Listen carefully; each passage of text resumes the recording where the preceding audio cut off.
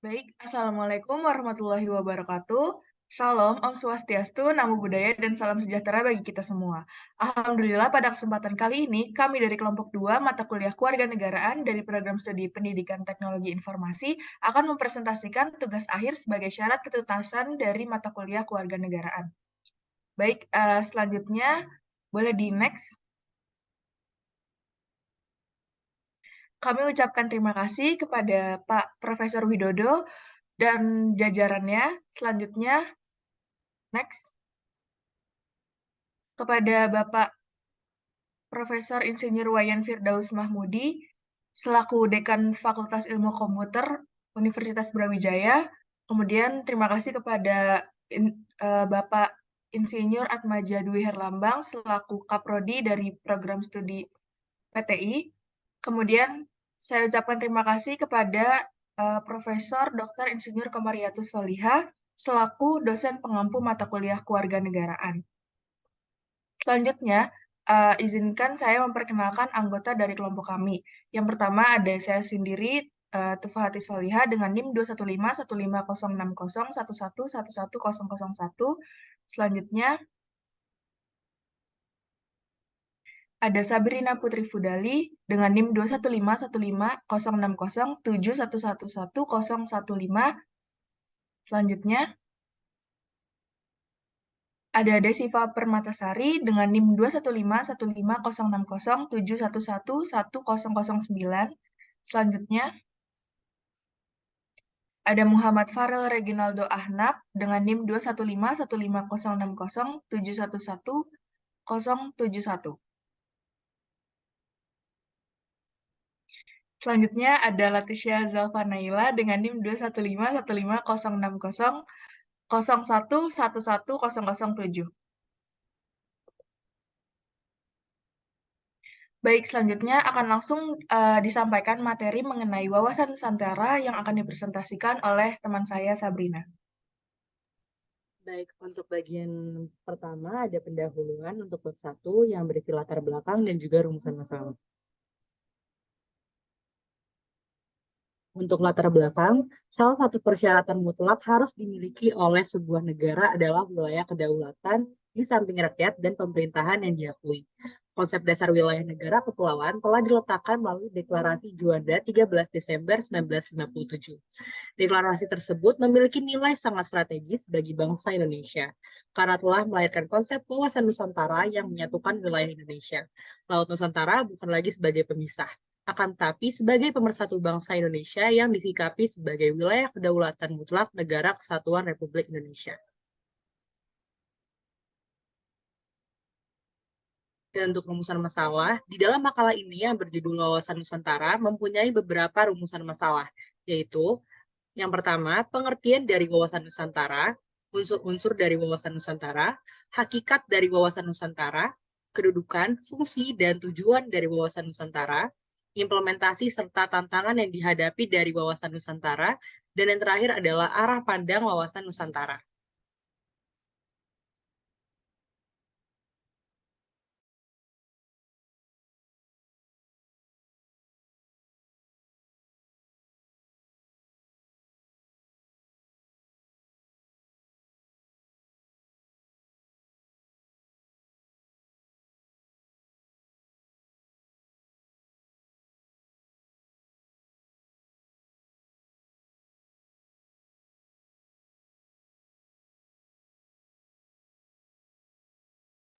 Baik, untuk selanjutnya yaitu bab 2, yaitu pembahasan. Untuk yang pertama kita akan membahas pengertian wawasan Nusantara. Lalu yang kedua yaitu unsur-unsur dasar wawasan Nusantara. Lalu yang ketiga ada hakikat wawasan Nusantara. Keempat, kedudukan, fungsi, dan tujuan wawasan Nusantara. Kelima, implementasi wawasan Nusantara. Dan yang keenam, arah pandang wawasan Nusantara. Lanjut. Nah, pengertian wawasan Nusantara sendiri adalah cara pandang suatu bangsa tentang diri dan lingkungannya yang dijabarkan dari dasar falsafat dan sejarah bangsa itu sesuai dengan posisi dan kondisi geografi negaranya untuk mencapai tujuan atau cita-cita nasionalisnya. Nah, di sini ada 3 unsur-unsur dasar wawancara Nusantara. Yang pertama yaitu wujud wilayah. Nah, batas ruang lingkup wilayah Nusantara itu ditentukan oleh lautan yang di dalamnya terdapat gugusan ribuan pulau yang saling dihubungkan oleh perairan. Oleh karena itu, Nusantara dibatasi oleh lautan dan daratan serta dihubungkan oleh perairan di dalamnya. Lalu yang kedua ada tata inti organisasi. Nah, bagi Indonesia sendiri, tata inti organisasi negara didasarkan pada UUD 1945 yang menyangkut bentuk dan kedaulatan negara, kekuasaan pemerintah, sistem pemerintahan, dan sistem perwakilan. Negara Indonesia adalah negara kesatuan yang berbentuk republik. Kedaulatan di tangan rakyat yang dilaksanakan sepenuhnya oleh Majelis Permusyawaratan Rakyat. Sistem pemerintahan menganut sistem presidensial, presiden memegang kekuasaan berdasarkan UUD 1945. Indonesia adalah negara hukum, bukan negara kekuasaan. Lalu yang terakhir ada tata kelengkapan organisasi. Wujud tata kelengkapan organisasi adalah kesadaran politik dan kesadaran bernegara yang harus dimiliki oleh seluruh rakyat yang mencakup partai politik, golongan, dan organisasi masyarakat, kalangan pers, seluruh aparatur negara, yang dapat diwujudkan demokrasi yang secara konstitusional berdasarkan UUD 1945 dan secara ideal berdasarkan dasar filsafat Pancasila.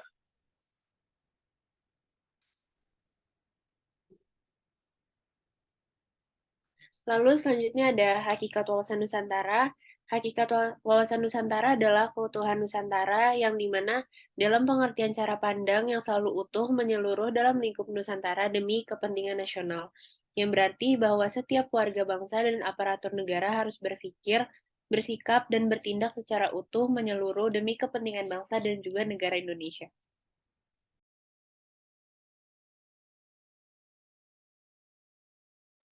Lalu wawasan Nusantara ini mempunyai 3 bagian, yaitu ada kedudukan, fungsi, dan tujuan, yang dimana kedudukan ini wawasan Nusantara itu sebagai wawasan nasional bangsa Indonesia yang merupakan ajaran yang diyakini kebenarannya oleh seluruh rakyat, agar tidak terjadi penyesatan dan penyimpangan dalam upaya mencapai serta mewujudkan cita-cita dan tujuan nasional. Lalu wawasan Nusantara dalam paradigma nasional dapat dilihat dari stratifikasinya. Dan untuk fungsinya sendiri yaitu sebagai pedoman, motivasi, dorongan, serta rambu-rambu dalam menentukan segala jenis kebijaksanaan, keputusan, tindakan, dan perbuatan bagi penyelenggara negara di tingkat pusat dan daerah maupun bagi seluruh rakyat Indonesia dalam kehidupan bermasyarakat, berbangsa, dan bernegara. Lalu untuk tujuannya sendiri yaitu untuk mewujudkan nasionalisme yang tinggi di segala aspek kehidupan rakyat Indonesia yang lebih mementingkan kepentingan nasional daripada kepentingan individu. Kelompok, golongan, suku, bangsa, atau daerah. Hal tersebut bukan berarti menghilangkan kepentingan-kepentingan individu, kelompok, suku, bangsa, ataupun daerah. Selanjutnya, untuk implementasi dan tantangannya itu sendiri, yaitu Indonesia sebagai negara bangsa atau nation state, kini sedang berada di persimpangan jalan. Di tengah himpitan upaya untuk keluar dari krisis ekonomi, Indonesia harus menghadapi ragam tuntutan dari daerah-daerah yang entah kebetulan atau tidak muncul pada waktu yang hampir bersamaan.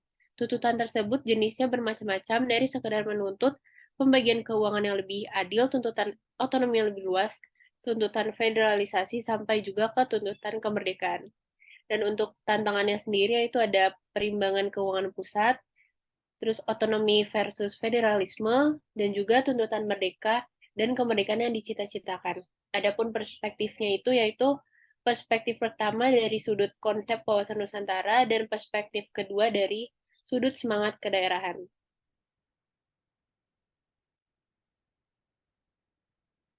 Untuk arah pandangnya sendiri yaitu arah pandang yang pertama ada arah pandang ke dalam, yang dimana arah pandang ke dalam bertujuan menjamin perwujudan persatuan kesatuan segenap aspek kehidupan nasional, baik alamiah maupun sosial.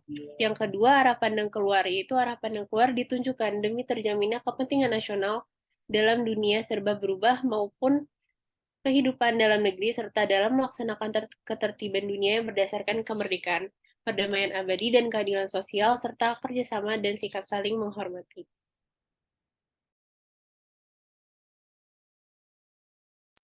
Selanjutnya, terakhir ada penutup terdiri dari kesimpulan dan saran. Kesimpulannya, wawasan nasional bangsa Indonesia adalah wawasan Nusantara yang merupakan pedoman bagi proses pembangunan nasional menuju tujuan nasional. Sedangkan ketahanan nasional merupakan kondisi yang harus diwujudkan agar proses pencapaian tujuan nasional tersebut dapat berjalan dengan sukses. Oleh karena itu, diperlukan suatu konsepsi ketahanan nasional yang sesuai dengan karakteristik bangsa Indonesia. Sarannya, dengan adanya wawasan Nusantara, kita harus dapat memiliki sikap dan perilaku yang sesuai kejuangan cinta tanah air serta rela berkorban bagi nusa dan bangsa. Dalam kaitannya, dengan pemuda penerus bangsa, hendaknya ditanamkan sikap wawasan Nusantara sejak dini sehingga kecintaan mereka terhadap bangsa dan negara lebih meyakini dan lebih dalam. Untuk itulah, perlu kiranya pendidikan yang membahas atau mempelajari tentang wawasan Nusantara dimasukkan ke dalam suatu kurikulum yang sekarang diterapkan dalam dunia pendidikan di Indonesia. Untuk masyarakat Indonesia dapat menjaga makna dan hakikat dari wawasan Nusantara yang tercermin dari perilaku-perilaku sehari-hari, misalnya ikut menjaga keamanan dan ketertiban lingkungan. Berikut daftar pustaka yang kami gunakan untuk membuat presentasi kali ini. Setelah ini akan ada sesi tanya jawab. Kami persilakan untuk para mahasiswa mengajukan pertanyaan. Terima kasih.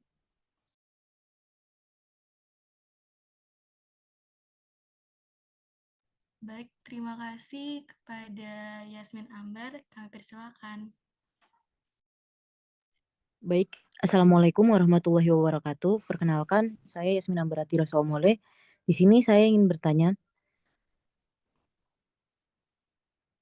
Pertanyaan saya, apa dampak dari tidak memiliki wawasan Nusantara? Terima kasih.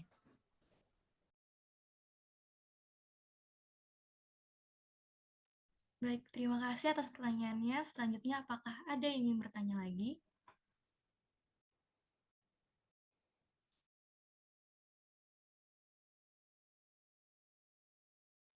Mungkin selagi kita menunggu ada yang ingin bertanya lagi, kami persilakan untuk para anggota jika ingin ada yang menjawab pertanyaan dari Yasmin Ambar. Terima kasih.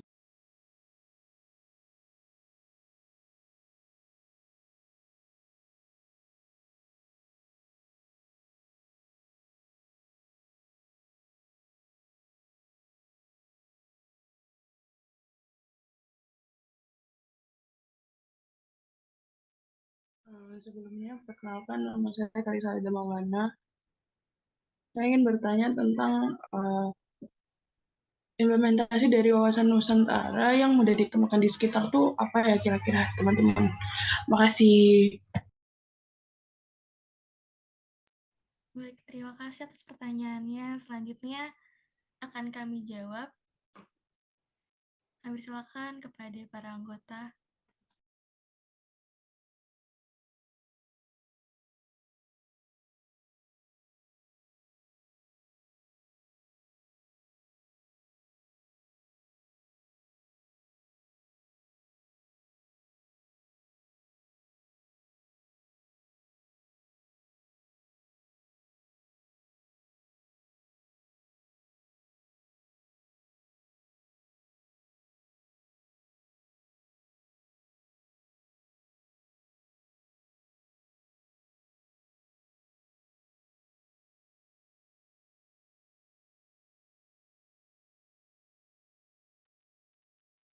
Baik, izinkan saya untuk menjawab pertanyaan dari Yasmin ya. Jadi, jika para generasi bangsa tak berwawasan Nusantara, maka negara ini bisa dijajah lagi oleh bangsa lain. Bahkan dapat menjadi negara yang hancur. Hal tersebut disebabkan karena tidak adanya rasa persatuan dan kesatuan di antara para warga negara dan tidak adanya rasa untuk melindungi bangsa secara utuh. Oke, lalu izin menjawab pertanyaan dari Ale untuk pertanyaan kedua, yaitu apa contoh dari implementasi wawasan Nusantara yang mudah ditemukan di sekitar, yaitu menjadikan Pancasila sebagai pedoman hidup bermasyarakat, berbangsa, dan bernegara, lalu menumbuhkan sikap nasionalisme dan cita tanah air, serta menghargai tiap perbedaan yang ada. Terima kasih kelompok. jawaban sudah menjawab pertanyaan saya. Terima kasih. Oke, dari aku juga sudah menjawab. Terima kasih teman-teman. Baik, terima kasih untuk teman-teman semua yang sudah mengajukan pertanyaan. Sekian dari kelompok kami, dari kelompok 2 tentang wawasan Nusantara. Terima kasih. Assalamualaikum warahmatullahi wabarakatuh. Waalaikumsalam warahmatullahi wabarakatuh. Waalaikumsalam warahmatullahi wabarakatuh.